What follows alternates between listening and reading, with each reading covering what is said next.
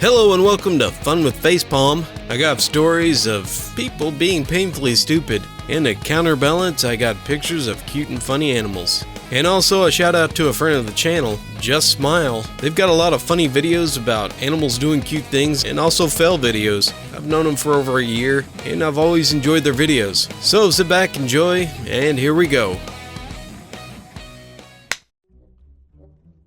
Growing up, my father had a really bad temper. Often when faced with simple problems, he would become unglued. When this happened, rather than just solving the problem, he would just inevitably throw a temper tantrum and start blaming people. One Christmas, we got a PlayStation, and we were absolutely thrilled. My dad, on the other hand, seemed to object to this and was constantly moaning about it wasting electricity, and how playing it would make us stupid. Over the holidays, we decided to have a party, and we invited most of our neighbors. To keep the kids entertained, we set up the PlayStation in the living room, and we all took turns playing it. Afterwards, we were clearing it up, and suddenly I hear my dad making angry noises in the living room. "John, get in here!" I nervously make my way to the living room. I'm not sure how I could be in trouble, since we cleaned up and tidied everything up. Plus, we also put the console away and all the games. When I get there, my dad looks really frustrated and is holding the TV remote control in his hand. "Your bloody PlayStation has broke the remote!" "Sorry, what?" "You heard me! Fix it now!" "Dad, that's not even possible. The remote is just connected to it."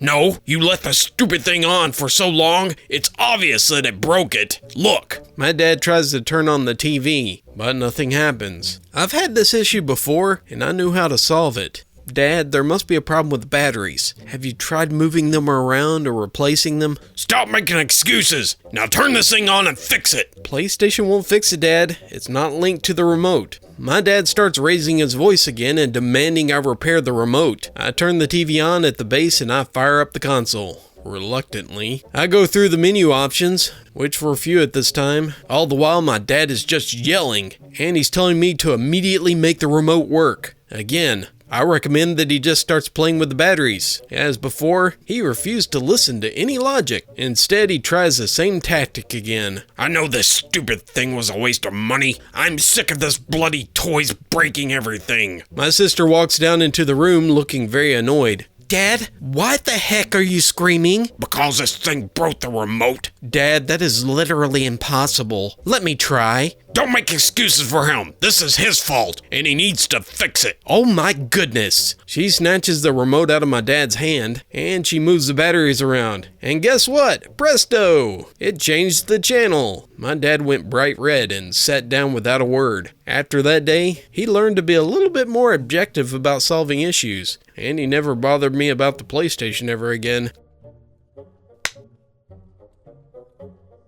I work at a sandwich shop in the USA, and we had a customer come up and say this. "Hello, welcome to the sandwich shop. What kind of sandwich can I get you?" Can I get a club?" "Do you want a 6-inch or a foot long?" "I don't know. How long is a foot long?" "It's a foot long." I'm a cash lead, which basically means I'm a supervisor of all the cashiers, and one of my cashiers called me over. "What's up?" "She wants to return all these items, but she doesn't have any of the items with her. We can't do that, can we?" It's a long receipt with dozens of panties and expensive bras, and dozens of other items totaling over $100. I'm dumbfounded. "No, she needs them here to return them." "Can't you tell her that?" I look at the customer. "Ma'am, we can't do returns without the items. It's a return. We need to have the items here, or returned, to be able to give you a refund." She's talking to me like I'm an idiot. "Well, they've done it here before." "No, ma'am, that's impossible. If you want to return them, return them. We need the items back." "I don't want to bring them. I just want my money back." "I'm sorry, but we're not going to do that for you." "Fine." And she leaves very annoyed. My son has a name which is uncommon, but by no means unheard of. After his first day at school, the teacher calls me into the classroom for a chat. "Hi, Miss Jones. I'm just wondering if I can discuss your child for a moment." Sure," I said, a bit concerned. "We just want you to know that we want to support them in any way that we can. And if you need anything, just let us know." I'm happy to hear this, but also slightly confused, since I have a perfectly happy, healthy 13-year-old. If, for example, they feel they need to talk to a counselor, or they feel that they're unable to express themselves, we want them to know that there's a safe place they can do that. I'm still seriously baffled. Sorry? I think I'm missing something here. What exactly do you think my son needs counseling for?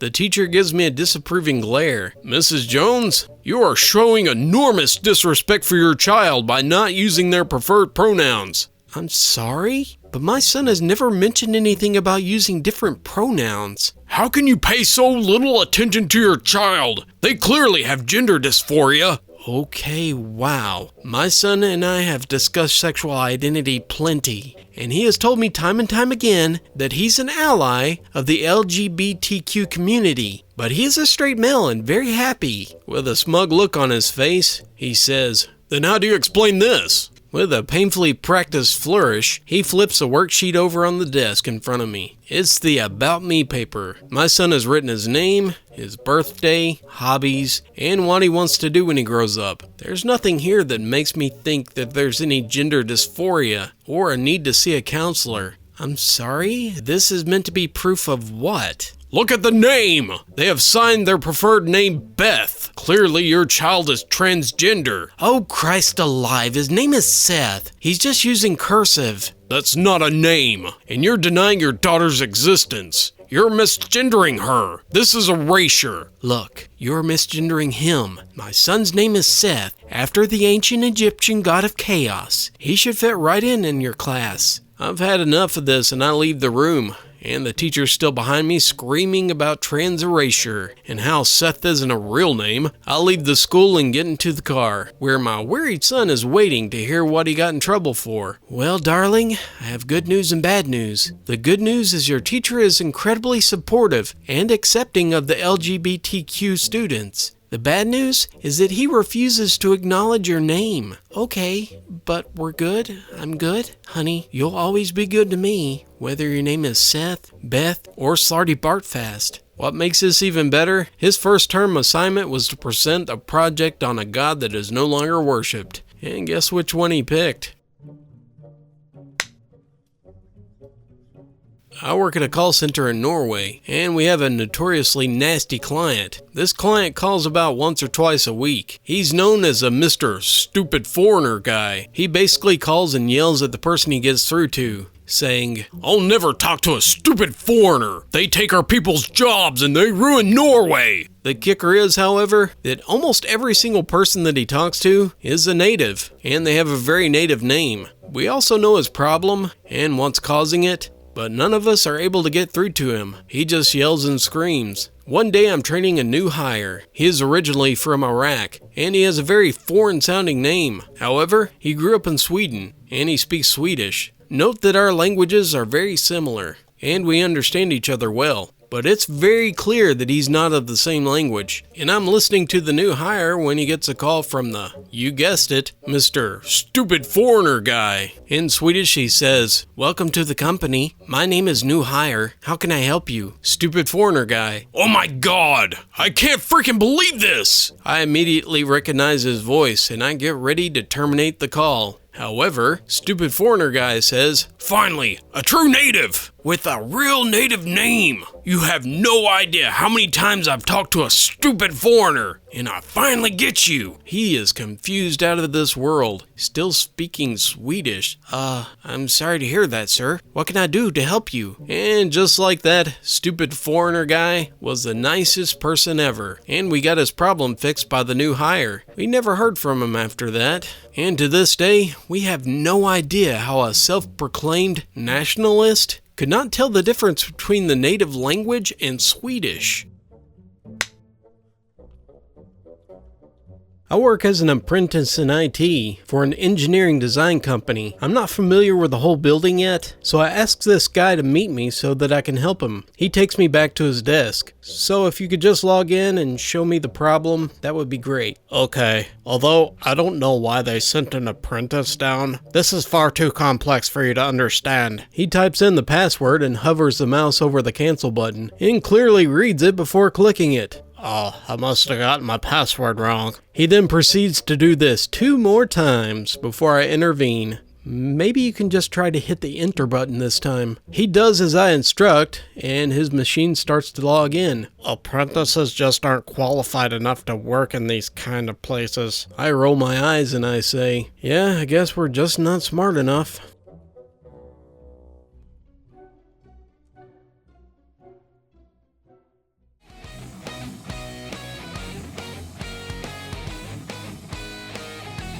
If you enjoyed these stories, please leave a like and subscribe for more. All stories from Reddit and other external sites are linked in the description below. If you have any stories you'd like to share, you can send it to my email at funwithfailure@gmail.com. And for just $1 a month at Patreon, you can get advanced audio broadcast. The link is in the description.